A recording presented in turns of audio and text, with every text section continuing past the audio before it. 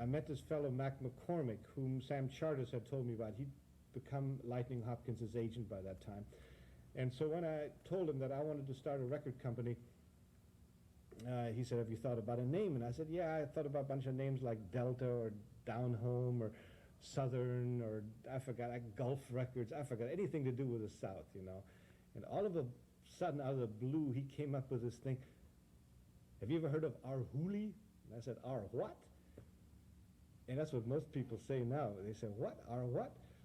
And he said, yeah, there's a word, and it's in the Library of Congress, and it means something like a field holler. Well, I kind of thought it was kind of a catchy word, and so that has become the name of the record label, Arhoolie Records, and I don't think it's going to change.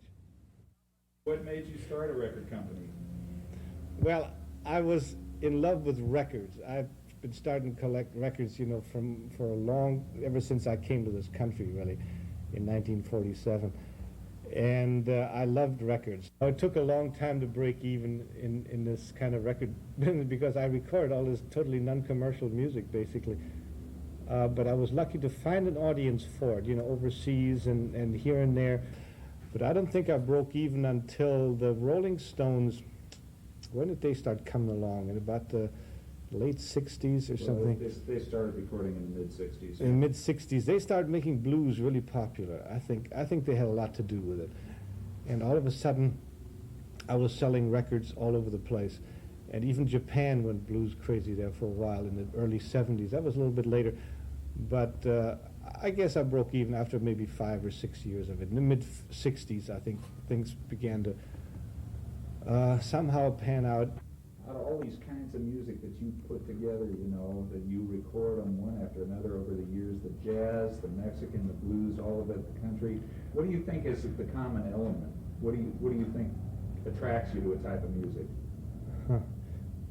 Okay, all of the kind of music that I've recorded over the years, I think it all has it's all country music of one kind or another. Maybe some of it has grown up in the cities, but that don't mean that you're taking the country out of it. I mean, you take the blues that gone out of Mississippi, go up to Chicago, it's still basically country blues. But, of course, if people live in the city, the same with the Mexican music. A lot of these guys now live in cities, but it's still basically country music, whether it's Norteño, whether it's Michoacanos. The same thing with the Mexican music in Texas that I record, or the Cajun music. Even the New Orleans jazz, I still feel that the guys who play that, like George Lewis or something, he may have been born and raised in the city, but I think he's got sort of a country feel to him. Maybe I'm not quite right on that, but I think they do. It's a kind of I think it's a country culture, a kind of a rural society that created this music.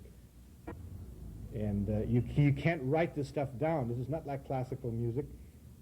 I don't think anybody can write down the notes that Son House or Lightning Hopkins or Sonny Boy Williamson play. There ain't no way. I mean, you may put something on a piece of paper, you know, with little dots and sticks hanging on it, but you ain't going to capture what that man sounded like. No way. And I think, thanks to Mr. Edison, we are able to do that.